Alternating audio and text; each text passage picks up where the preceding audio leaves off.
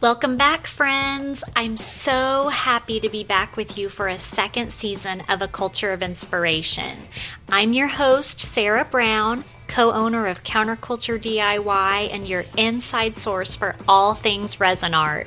In this season, I'll be introducing you to a variety of individuals from varied backgrounds to discuss all different kinds of topics that I think will inspire you in your artistry. From social media branding to handling difficult clients, I've picked topics that are tailored to you as an artist, and I can't wait to share.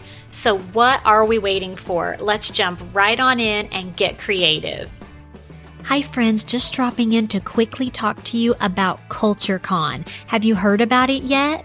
Counterculture DIY is putting on the event of the year, March 25th and 26th, 2022 in Fayetteville, Arkansas. We'll have 17 of the best artists in the acrylic pouring, resin art, tumbler making, mixed media, and chalk paint worlds there to teach and inspire you. We'll have retail vendors selling all things art so that you can go home with a suitcase packed full of supplies.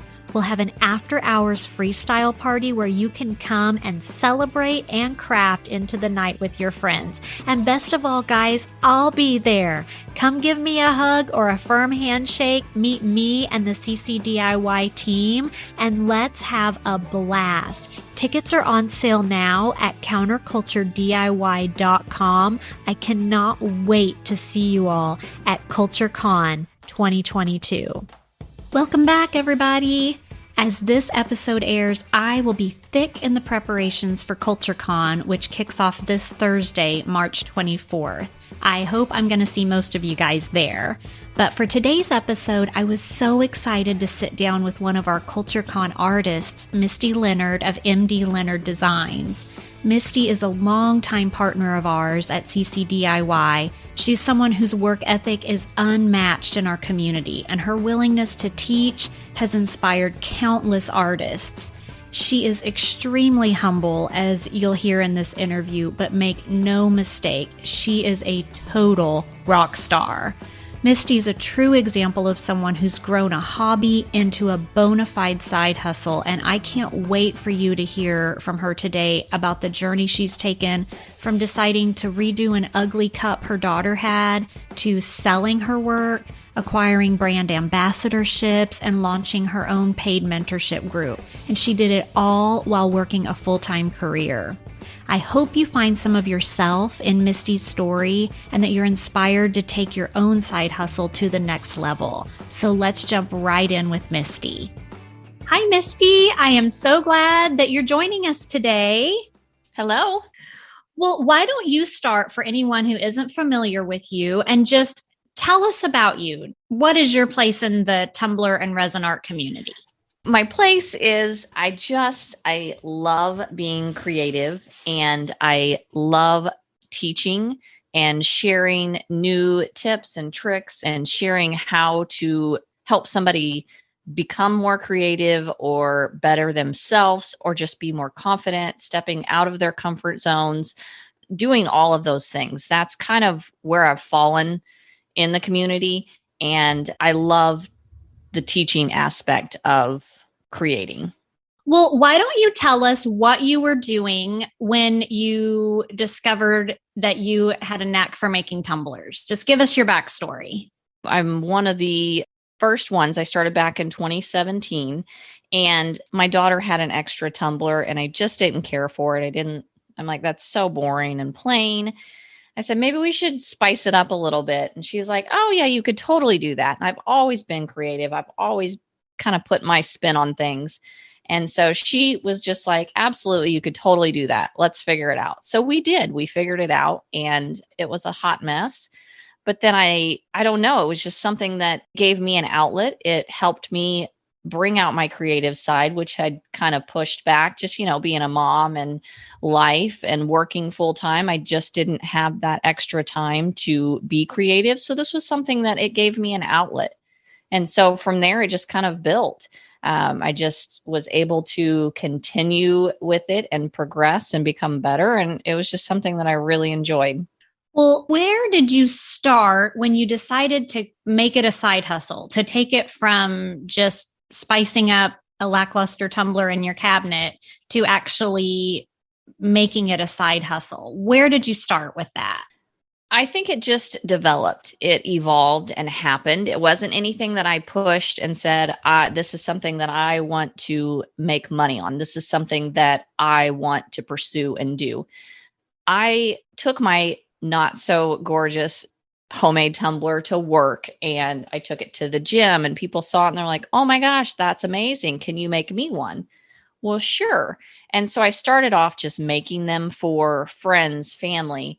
I did a lot of gifts. I didn't charge people for them. I just kind of gave them out. And it was just word of mouth that it started getting around. And then a while after I started making them, there were several Facebook groups that started. So I'm like, oh my goodness, there's other people doing this too. So I joined the groups and started sharing my work. And it just evolved from me being creative and having fun to everybody says, you should start a Facebook group. You should start a page and sell your work.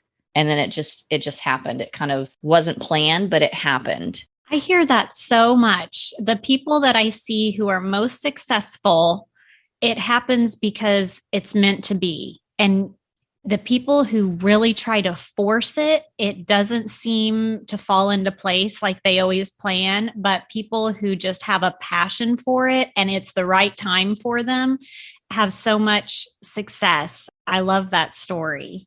I totally agree with that. I think if you're forcing it, there's something about it that maybe the timing's not right. Not so much that it's not right and you're not meant to do it, but the timing could not be right. So I think just letting things happen naturally, putting yourself out there, being vulnerable and willing to let people see what you're doing, I think that gives you an opportunity to be able to take that and become successful with it. You said you set up your groups. Do you go through Etsy or eBay or any of the kind of traditional platforms like that?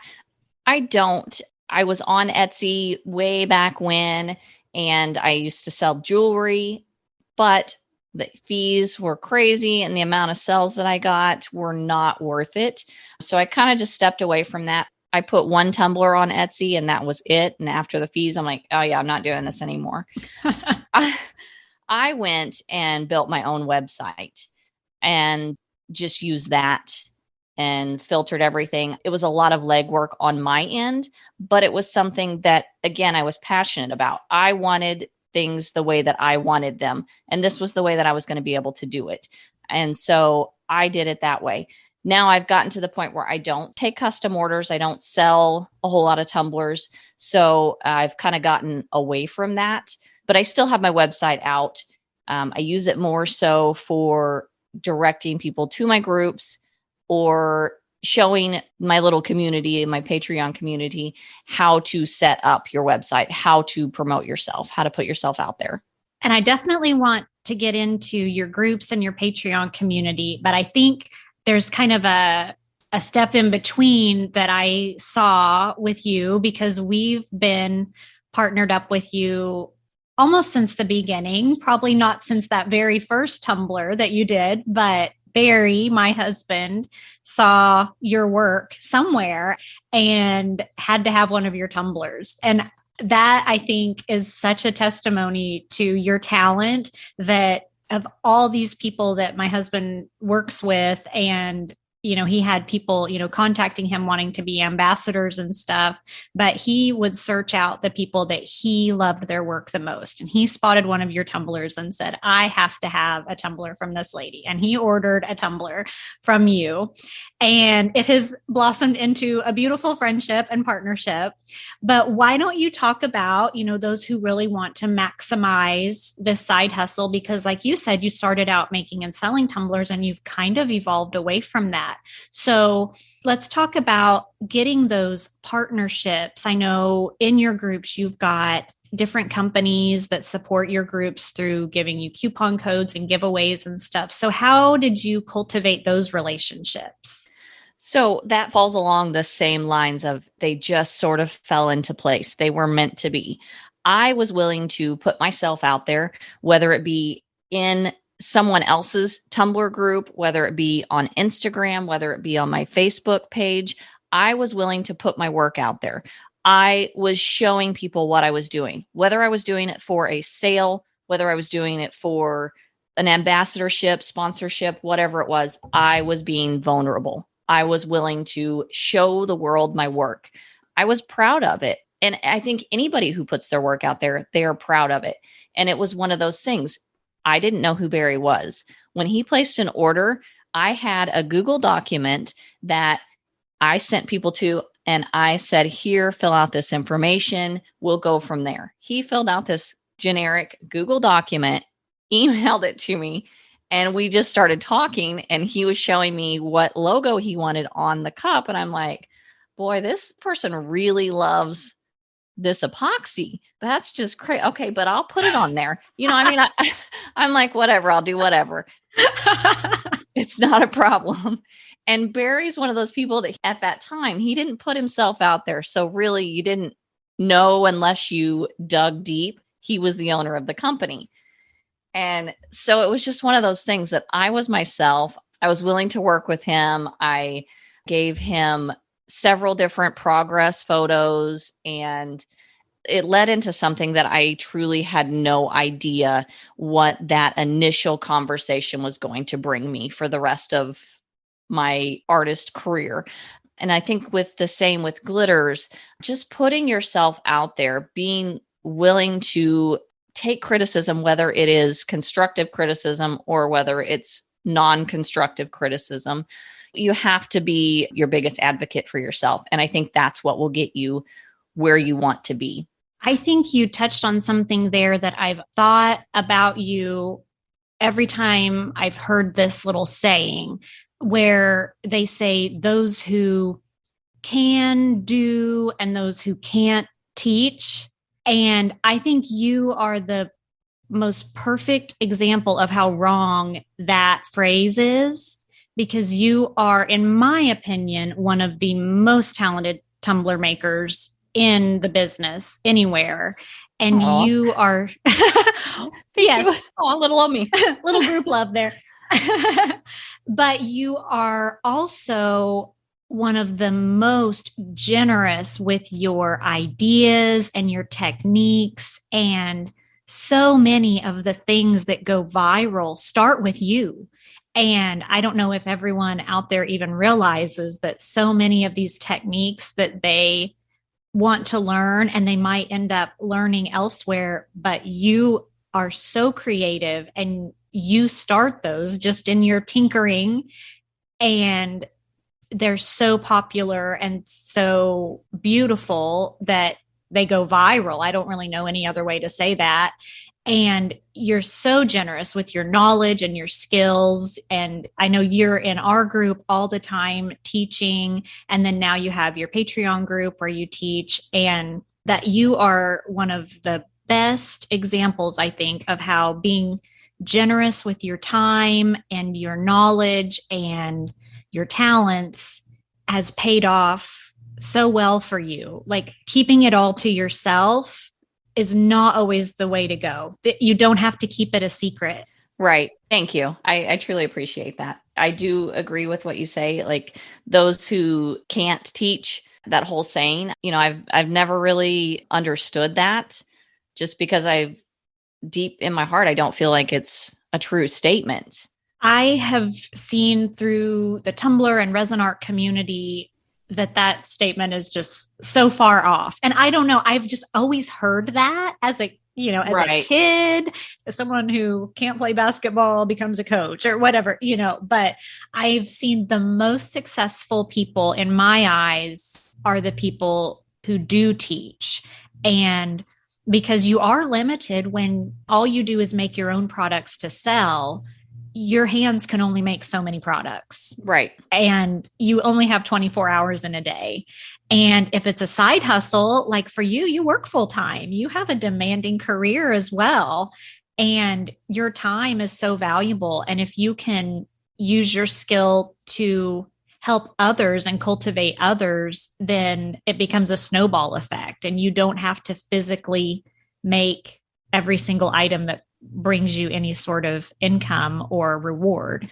Right. It brings me more joy than making 15 of the same tumbler to see somebody else be over the moon excited that, oh my gosh, look what I made. Look what I did. And I don't care if they say, oh my gosh, thank you, Misty, for showing me. It's not about that for me. Like, I don't need the credit. I mean, I truly appreciate it, but it's not about that. In my heart, I know I've shown somebody something that they didn't feel like they could do, and now they're killing it. And that right there brings me joy. That's what it's about for me. Well, that is probably a good segue to how you got started with your groups, where you do most of your teaching now. And certainly you do still do a lot in our CCDIY group. I'll put a little plug in there for our Facebook group if anybody out there isn't already joined to our group. But let's talk about setting up your groups. I know you've got like your business pages, like on Instagram, Facebook, on your socials, and then you started a free group, and then now you have your Patreon group. Why don't you tell us about the evolution of all of that? Well, it all kind of evolved with one of the tumblers that I made. I posted in one of the big groups, and everybody was just, oh my gosh, that's gorgeous. How'd you do it? And I had spent several months trying to figure out how to do it and find the best way that worked and get something that was not only went together and blended and just was phenomenal that nobody else has ever done. I kind of wanted to keep it to myself for a little bit, and I got a lot of backlash for it. It wasn't something that I was just like, oh my gosh, I'm not ever going to tell anybody how to do this. But you know what? I had put a lot of literal blood, sweat, and tears to figure this out. And I just wanted to kind of live in that moment for just a little bit that, oh my gosh, I accomplished this. It was a huge feat for me. And I got a lot of backlash on it. So it kind of made me withdraw and think about like where I needed to go and what I needed to do. And that was kind of a spinoff for me that, you know what?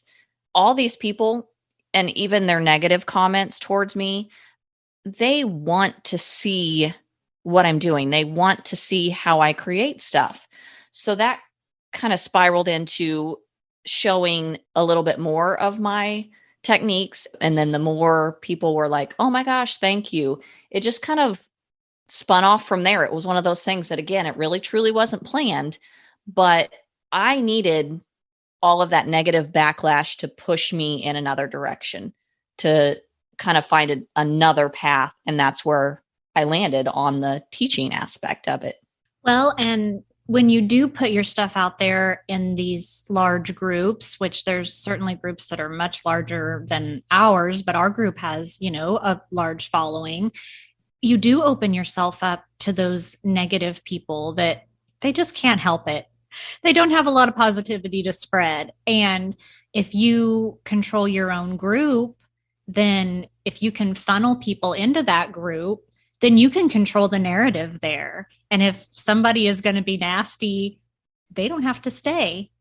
Right. Absolutely. I mean, I wouldn't want somebody to go through the hurt and the bad feelings that those that were negative put on me. I don't think anybody should go through that. I mean, it's just one of those things that you should be able to share without being made to feel bad about not sharing how you did something.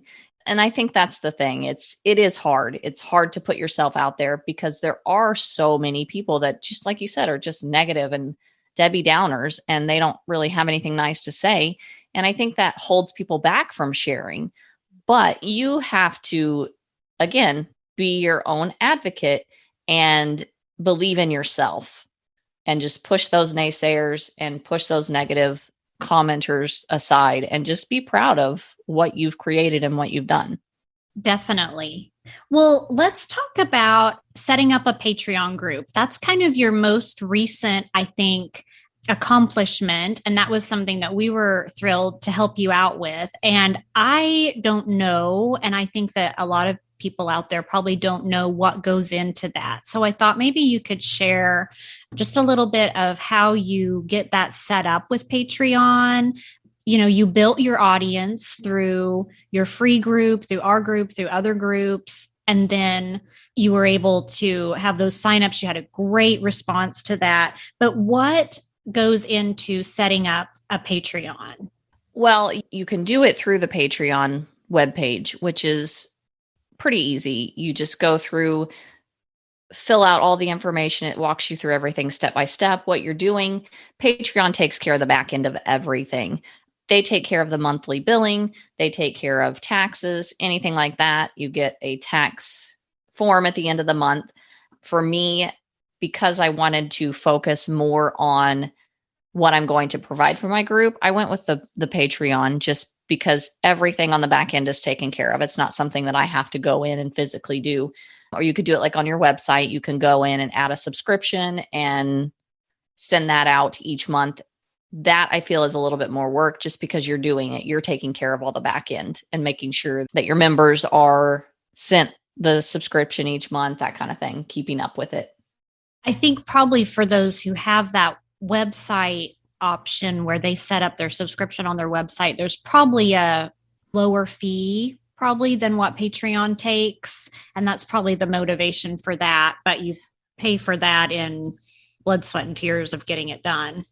Right. Yeah. There definitely is a lower fee for the website. But again, you're putting more work into it. And for me, I had put more work into my website and doing everything on my own on the back end for several years that I'm like, you know what? I want more time to focus on the creative side.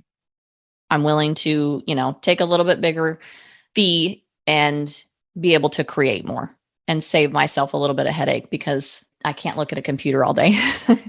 Yeah, I think that is one of the hardest things in today's climate for artists is it's not where you can just make a bunch of beautiful art and go put it on display in a gallery anymore and make a living at it. I mean, I guess there are a very small number of people who do that, but now there is so much technology involved in making money as a creative person. And so many creative people do not want to deal with the tech. Right. I mean, yeah, it took me how many minutes to get all this stuff set up for the podcast? I mean, come on. Nobody wants me running their back end on their subscriptions. Come on. So Patreon is great for that, to just simplify it. If you're someone that has an audience and you want to make that a more exclusive paid membership so that you can teach them, Patreon makes it a lot easier for you. Yes, absolutely. Well, Misty, tell us about what your next steps and your goals for the future are for your side hustle that you've grown from one hot mess tumbler. Well, it's hard for me because I've never been a future planner. I just remember at a young age, I'm like, who needs retirement? What is that? That's silly. So I've never really been big on planning my future. I am just enjoying the moment where I'm at, and I'm loving the direction that I'm going. So it'll be interesting to see what happens. I've found that most of my plans don't go the way they should. So I've kind of stopped planning, if that makes sense. So I'm more of a live day by day, week by week kind of person.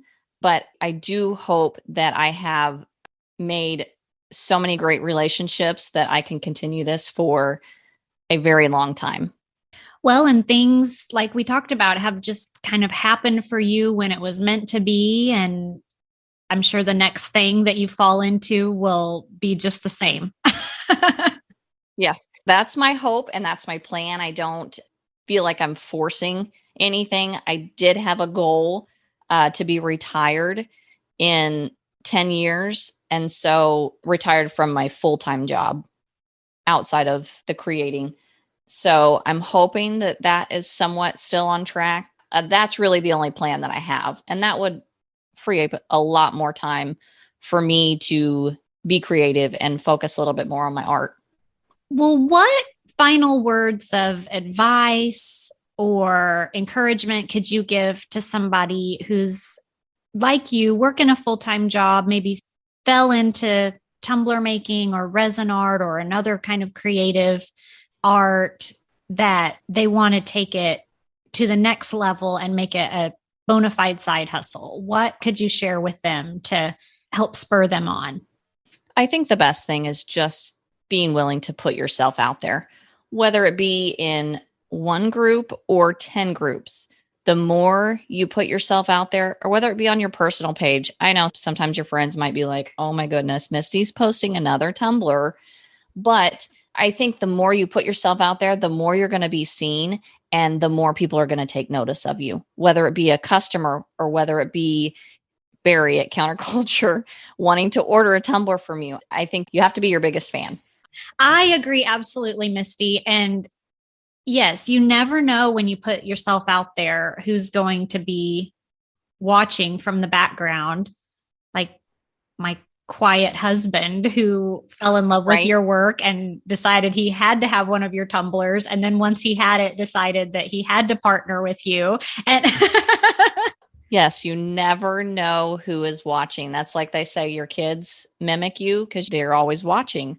That's the same with social media these days. People are always watching and they will take notice.